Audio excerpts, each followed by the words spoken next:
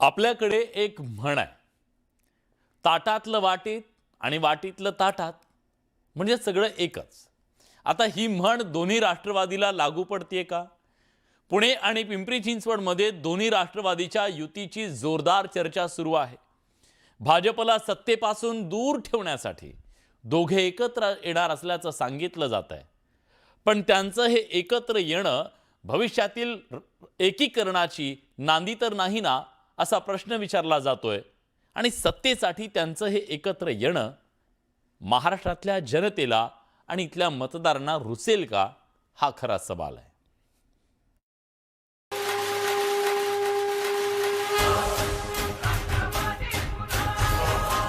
डिसेंबरला राष्ट्रवादी पुन्हा या गीताच्या तालावर दोन्ही पक्षाचे कार्यकर्ते थिरकणार असल्याचं स्पष्ट झालंय. आवाज कोणाचा, आवाज जनतेचा, ताही दिशातून घुमला राष्ट्रवादी पुन्हा. पुणे आणि पिंपरी चिंचवडमध्ये शरद पवार आणि अजित पवारांचे पक्ष एकत्रितपणे लढणार आहेत. पुण्यात तर काँग्रेसही राष्ट्रवादी काँग्रेसच्या सोबत असणार आहे. आवाज कोणाचा.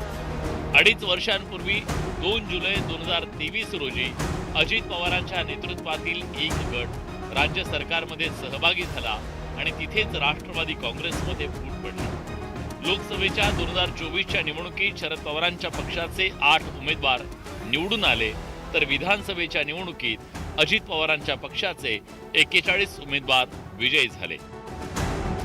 दोन्ही पक्ष राज्यात त्यांची ताकद राखून आहेत हेच या आकडेवारीवरून स्पष्ट होतं. मात्र एकमेकांच्या विरोधात लढलेले पक्ष पुन्हा एकदा एकत्र येणार आहेत. कुठल्याही अफवांवर विश्वास ठेवू नका, 26 तारखेला सगळ्या गोष्टी समोर येतील, असं अजित पवारांनी कार्यकर्त्यांना सांगितलं. सुप्रिया सुळेंनीही युतीच्या चर्चेला बळ दिलं. अजित पवारांच्या आणि आमच्या कार्यकर्त्यांच्या चर्चा सुरू आहेत, मात्र फॉर्मल प्रस्ताव आलेला नाही, अशी माहिती सुप्रिया सुळेंनी दिली. ते जर काही बोलले असतील तर ते विचार करूनच बोलणार ना, एक तर. आणि त्याचबरोबर बाकी काय असेल तर माझ्याकडे म्हणजे माझ्याशी कोणीही बोललेलं नाही हे मी तुम्हाला जबाबदारीने सांगू शकते. तसं समजायला काहीच हरकत नाही ना. ज्या वेळेला पवार साहेबांनी सुद्धा सांगितलं की भारतीय जनता पक्ष सोडून सगळ्यांना बरोबर घ्या, आणि आता दादा आहे काय, आम्ही ते राजकीय मतभेद थोडेसे संपल्यासारखंच आहे आणि कार्यकर्त्यांमध्ये त्या बाबतीमध्ये आनंद उत्साह आहे. पवार कुटुंबातले मतभेद मिटल्याची मोठी माहिती अंकुश काकडेंनी दिली. त्यामुळे दोन्ही राष्ट्रवादी काँग्रेसचे नेते हर्षोल्लासित झालेले असताना संजय राऊतांनी शरद पवारांच्या सोबत चर्चा करणार असल्याचं सांगितलं. त्यातच पुण्यात ठाकरेंची शिवसेना अजित पवारांच्या सोबतच्या युतीसोबत राहणार की नाही असा प्रश्न निर्माण झाला. तर पुण्यात काकांसोबत युती झाल्यास अजित पवारांना महायुतीत राहण्याचा अधिकार नाही, असं वक्तव्य संजय राऊतांनी केलं. पुण्यात काय घडतंय स्थानिक पातळी, खरं म्हणजे अशी युती झाली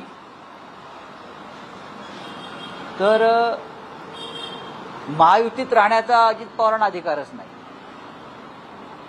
किंवा सत्तेत राहण्याचा अधिकार नाही.